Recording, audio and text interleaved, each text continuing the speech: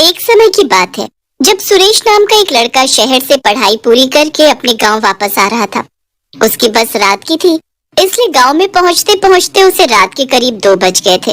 ये बस भी ना इतना धीरे चल रही थी कि बस आज तो मैं दुखी हो गया।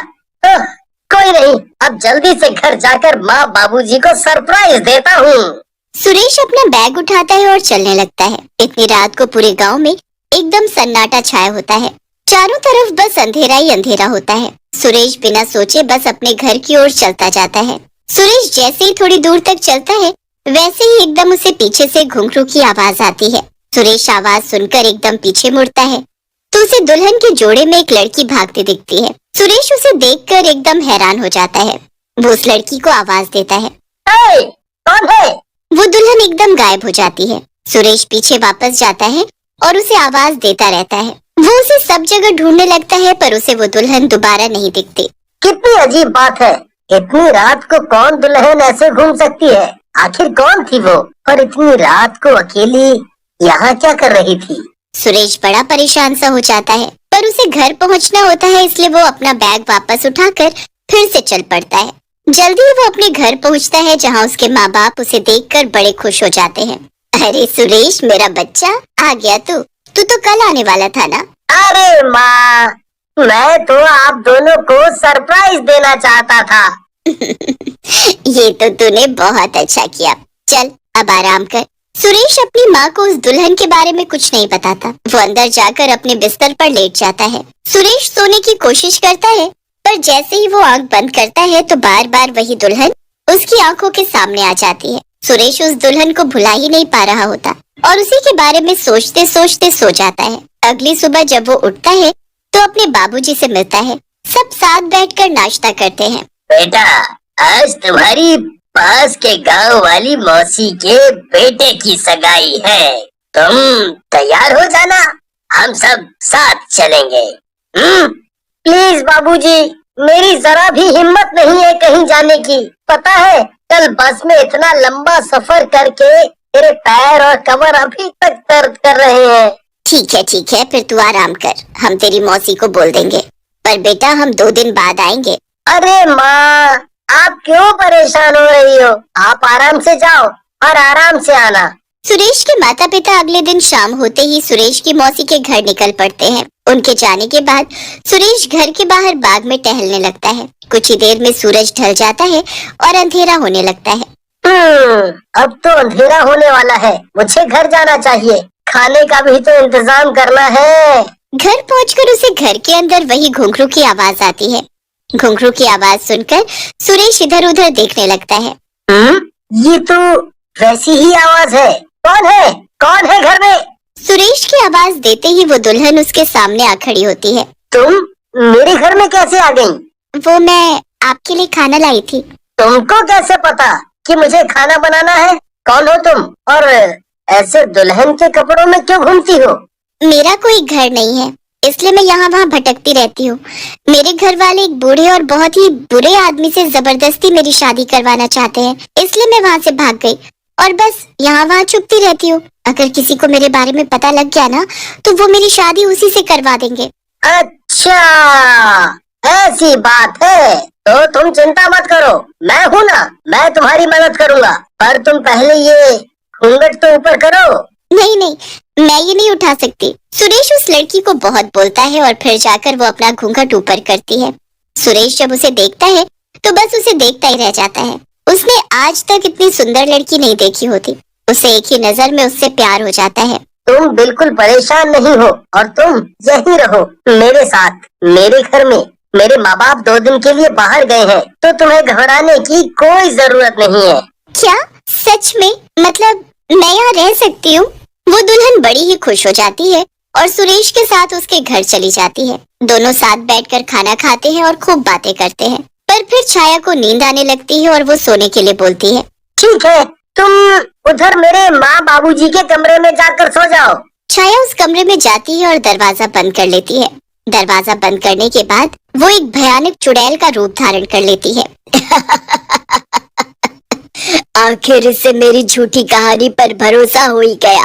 अब इसे फंसाना और इससे शादी करना बहुत ही आसान है। बस कुछ दिन और फिर मैं इसकी दुल्हन बनकर हमेशा इसके साथ रहूंगी। छाया कोई आम लड़की नहीं बल्कि एक चुड़ैल होती है जिसका मकसद सुरेश से शादी करके उसकी दुल्हन बनना होता है। इस बात से बेखबर सुरेश उसके ख्यालों में डूबा होता है और सोचते सोचते सो जाता है।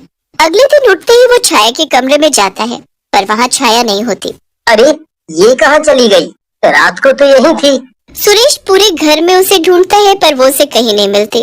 घर के दरवाजे भी अंदर से बंद होते हैं। सुरेश बाहर जाकर भी उसे ढूंढता है पर वो कहीं नहीं मिलती। सुरेश बड़ा परेशान हो जाता है और थक हार कर बैठ जाता है। पूरा दिन निकल जाता है और रात हो जाती है। सुरेश रसोई में खाना बनाने जाता है कि तभी पीछे से आवाज आती है, मैं खाना ले आई हूँ। सुरेश आवाज सुनकर पीछे मुड़ता है तो छाया खाना लेकर खड़ी होती है।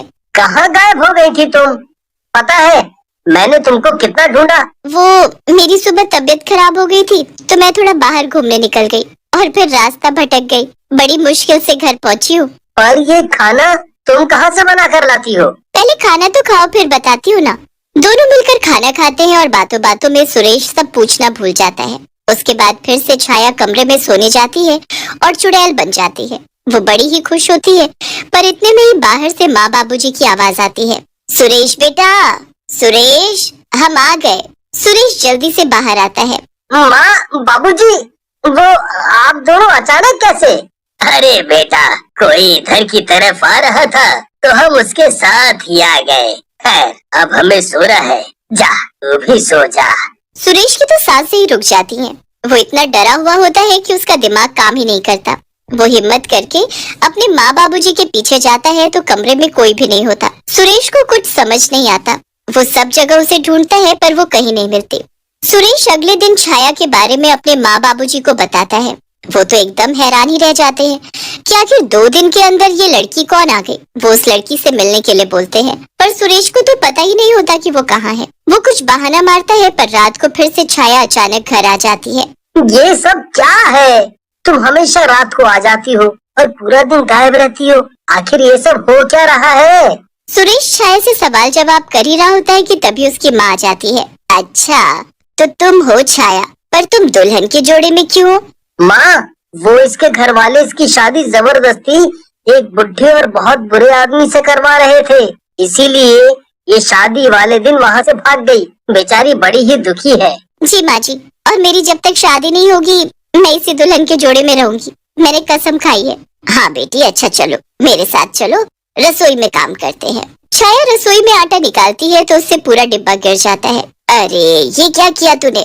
चल कमरे में जा, मैं ठीक कर दूंगी सब। छाया रसोई से बाहर जाने लगती है पर उसे जाते देख सुरेश की माँ के होश उड़ जाते हैं।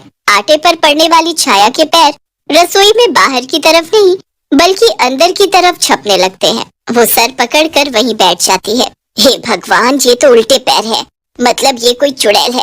राम राम राम, मैं क्या करूँ, अब मैं क्या करूँ? वो जल्दी से सुरेश के पास जाकर उसे सब बताती है। सुरेश तो इस बात पर यकीन ही नहीं करता। देख बेटा, वो चुड़ैल है, मेरी बात मान। तभी वो बस रात को आती है। सुरेश को ये सुनकर बड़ा धक्का लगता है।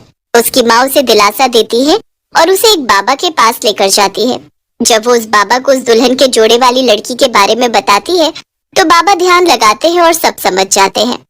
बाबा, बाबा हमें इस चुड़ैल से बचाओ। बस एक तरीका है इससे बचने का।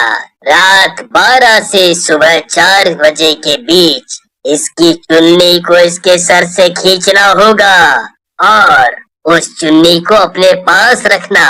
ये चुड़ैल फिर वापस नहीं आएगी। सुरेश और उसकी माँ फिर वापस घर आ जाते हैं। उस रात सुरेश बहुत डरा होता है पर उसे ये काम भी करना ही होता है। जैसे ही रात के 12 बजते हैं सुरेश चिल्लाना शुरू कर देता है। सुरेश की आवाज सुनकर छाया घूंघट में दौड़ती हुई उसके पास आती है। मुझे पता चल चुका है, कौन हो तुम? तुमने मुझे धोखा दिया।